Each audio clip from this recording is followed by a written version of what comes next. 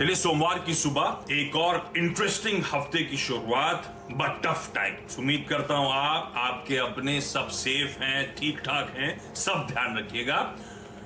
Interesting हफ्ता होगा क्योंकि इस हफ्ते एक और रिजल्ट्स हेवी वीक है। निफ्टी की 8 कंपनीज के तिमाही रिजल्ट्स इस कारोबारी वीक में आने, यानी कि फ्राइडे तक आने। रिलायंस इंडस्ट्रीज जैसे दिग्गज नंबर्स पे आज सुबह खुलते ही हमें करना है रिएक्ट। और ये तो सिर्फ निफ्टी की बात है, वायदा बाजार कैश मार्केट्स की ढेरों इंपॉर्टेंट कंपनीज के नंबर्स लाइंड अप हैं। इस बीच कोविड के केसेस, इस बीच लॉकडाउन के इंपैक्ट्स पर बाजार बहुत क्लोजली नजर रखेगा। और हाँ, इलेक्शंस अब हमारे पीछे हैं। उम्मीद की सारी प्रॉब्लम्स को एड्रेस किया जाएगा। इलेक्शन के आउटकम पर मैं आगे डिटेल में बातचीत भी करूंगा, लेकिन पहले क्विकली सम अप कर देता हूं आपके लिए पिछला हफ्ता बाजार कैसा था। डायरेक्टर साहब जरा स्क्रीन पे पिछले हफ्ते का ट्रेंड मैपिंग दिखाइएगा। पिछले हफ्ते हर दिन मजबूती के साथ कामकाज हुआ। मंडे को 1%, ट्यूसडे को 1.1%, वेडनेसडे को 1.5% का उछाल। एक्सपायरी के दिन वॉलेटिलिटी थी, थर्सडे को फिर भी 1/4% 0.2% की गेन्स। तो बैक टू बैक 4 अच्छे ट्रेडिंग सेशंस के बाद हमने फ्राइडे को देखा भारतीय बाजारों में तगड़ा प्रेशर माउंट होता हुआ नजर आया। ऑलमोस्ट 0.2% का निफ्टी पर दबाव था। निफ्टी बैंक 0.3% की कमजोरी के साथ फ्राइडे को कामकाज करता हुआ नजर आया। दिन भर दबाव और फाइनली दिन के लोज पे जाके इंडियन इक्विटी मार्केट्स फ्राइडे को बंद हुए थे। और उसके पीछे बहुत बड़ा रीजन आपकी स्क्रीन पर एफआईएस के फ्राइडे के बिकवाली के आंकड़े कैश मार्केट्स पे 3,500 करोड़, $500 बिलियन एफआईएस ने छोड़ दिया भारतीय बाजारों में। इस तरह का मैसिव सेल ऑफ का आंकड़ा फ्राइडे की ट्रेडिंग सेशन में आया। इसी ने दबाव बनाया। इस पे खैर आगे डिटेल में चर्चा करूंगा, लेकिन हाँ, फ्राइडे को वीक थे, लेकिन फिर भी वीक ऑन वीक हमने गेन्स ही ईक आउट कर रहे थे लास्ट वीक। आज के लिए संकेत कैसे हैं? अमेरिकन मार्केट्स के जो ट्रेड थे फ्राइडे को आपकी स्क्रीन पर आएंगे। तीनों बेंचमार्क्स आधे से लेकर 3/4% की कमजोरी के साथ हमने अमेरिका में कामकाज होता हुआ देखा। अच्छा, मेरे लिए शायद वो मेयर प्रॉफिट टेकिंग है, क्योंकि काफी सारे रिजल्ट्स आए। इनफैक्ट इवन अमेजॉन की उम्मीद से बेहतर प्रॉफिटेबिलिटी का आंकड़ा था, उन सब के बावजूद दबाव इवन नैस्डैक में आया। तो सीधे सीधे क्लियर कट वो प्रॉफिट टेकिंग फ्राइडे को वहां पे नजर आई थी। और तब और अब क्विकली स्क्रीन पे दिखा दीजिए। हमने जो डाइजेस्ट किया था 100 पॉइंट की कमजोरी डाउ फ्यूचर्स में फ्राइडे को 3:30 बजे, असल में आई ऑलमोस्ट 200 पॉइंट का दबाव। पर ध्यान रखिएगा, आज सुबह डाउ फ्यूचर्स जो है 150 पॉइंट की मजबूती के साथ अब कामकाज कर रहे हैं। तो मेयर प्रॉफिट टेकिंग और आज इंडिकेशंस हफ्ते की शुरुआत बढ़िया होगी, और इसीलिए वो 150 पॉइंट के उछाल के साथ इस समय कामकाज। तो इक्विटी मार्केट से कोई चिंता वाली बात नहीं है। बाकी सारे पैरामीटर्स आपकी स्क्रीन पर एक ही इशू, डॉलर इंडेक्स में अचानक फ्राइडे से लेकर आज सुबह के बीच में बहुत तगड़ा उछाल है। 91.2 के जोन पर, 91-92 के जोन पर वापस डॉलर इंडेक्स आता हुआ।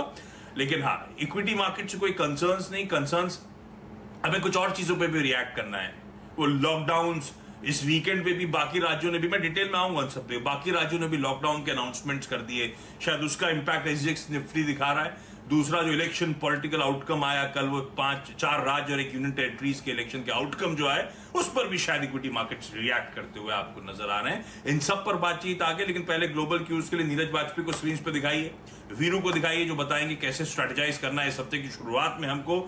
और ये फ्राइडे के कैश मार्केट की बिकवाली के बाद एफआईएस ने वायदा में दरअसल किया क्या, कैसे पोजीशन करा, उस पर चर्चा करूंगा वीरू से। और हर्षदा बताएंगी तमाम इंपॉर्टेंट स्टॉक्स इन न्यूज। ध्यान रखें, हमें आज ऑटो बिक्री के आंकड़े जो आए अप्रैल महीने के, उस पर भी रिएक्ट करना है, तो उस पर भी होनी है हर्षदा से बातचीत। लेकिन पहले नीरज जी के पास। Neeraj ji, good morning. Globally mood माहौल कैसा है? ये यूएस में फ्राइडे को दबाव क्यों आया, और ये अचानक बाउंस बैक क्यों? मेयर प्रॉफिट टेकिंग या कोई और रीजन भी था नीरज जी?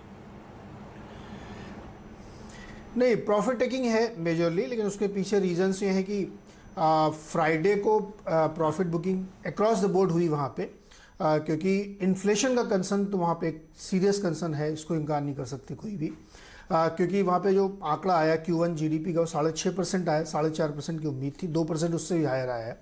तो वो इस तरफ इशारा कर रहा है कि इकोनॉमी बहुत अच्छी ग्रो कर रही है। लेकिन across the section, even Warren Buffett की भी अगर आप वीकेंड की कमेंट्री सुनिए, तो वो भी इन्फ्लेशन को लेकर थोड़ा कंसर्न थे। तो वो एक चिंता थी मार्केट में, जिसकी वजह से वहाँ पे लोगों ने प्रॉफिट बुकिंग की। लेकिन बाद में, अभी थोड़ी देर पहले अगर आप देखें, बहुत जगहों पे येलेन इस बात को क्लियर करती हुई दिख रही कि 10 साल में हमारे प्लान्स रोल आउट होंगे, इसलिए बहुत डरने की ज़रूरत नहीं इन्फ्लेशन के लिए।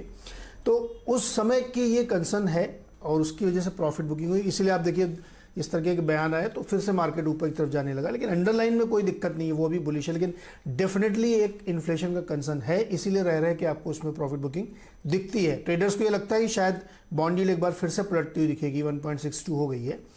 एक्सेप्ट इंडिया कहीं से ऐसी कोई कंसर्निंग खबरें नहीं है। इवन ग्लोबली अगर आप देखें तो लगभग हर कंट्री में बहुत तेज रिकवरी के संकेत है। तो इन्फ्लेशन एक सीरियस चैलेंज खड़ा, इसलिए मार्केट में प्रॉफिट बुकिंग हुई। लेकिन आज फिर देखिए आप डाउ जोन्स के जो फ्यूचर्स हैं उसमें 150 पॉइंट की तेजी देखने को मिल रही है। तो ग्लोबल मार्केट से मुझे नहीं लगता कि कोई बहुत चिंता की बात है ना, उसको बहुत कंसर्न के तौर पर नहीं देखना चाहिए। ग्लोबल मार्केट से कोई इशू नहीं है। हमारे वो कोविड के केसेस जो दिक्कत कर ही रहे हैं, हालात बिगड़े हुए हैं, आप सब जानते हैं। पर मैं पढ़ रहा था कई लोग, क्योंकि कोविड की फर्स्ट वेव को इंडिया ने बहुत अच्छा टैकल कर लिया था, हमारी फेरीफेरी में जो कंट्रीज थी उनमें भी बहुत स्पायरल हुआ था, तो बाकी जगह तो कोविड की फर्स्ट वेव के बाद इम्यूनिटी काफी हद तक डेवलप हुई होगी। हमारे यहाँ क्योंकि कंट्रोल में था तो हम लोग थोड़ा सा कॉन्फिडेंट भी ज्यादा हो गए होंगे शायद इसी वजह से, और क्योंकि उस समय इम्यूनिटी बहुत ज्यादा डेवलप नहीं हुई थी, इसीलिए जो कोविड की सेकेंड वेव है हमारे यहाँ ज्यादा पोटेंट सामने होकर नजर आ रही है।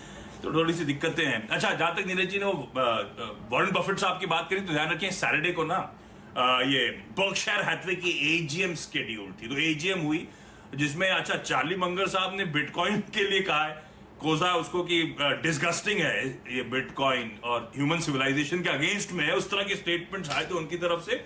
और वॉरेन बफेट साहब ने एक और कहा था, रिटेल इन्वेस्टर्स को चताया था कि ये नहीं कि कोई सेक्टर पकड़ लिया तो बहुत अच्छी बात है, सेक्टर के अंदर सही कंपनी चुनना भी एक बहुत मुश्किल काम है और बहुत ध्यान से रिटेल को इस बाजार में एक्सपोजर लेना चाहिए। उसको समझाने के लिए उन्होंने एक स्लाइड दिखाई थी जिसमें उन्होंने पहले एम सिलेक्ट करा ऑटो कंपनीज के लिए, तो स्लाइड भर गई सारी, इतनी सारी ऑटो कंपनीज थी एम के नाम से। फिर उन्होंने और समझाने के लिए एमए टाइप किया, तो भी एक स्लाइड में पूरी कंपनियां नहीं भर के आई जो एमए से शुरू होती हैं। बोलते इतने सारी ऑप्शंस हैं जिसमें से आपको चुनना है, तो रिटेल इन्वेस्टर्स हमेशा ध्यान से डायरेक्ट एक्सपोजर लें इक्विटी मार्केट्स में। लेकिन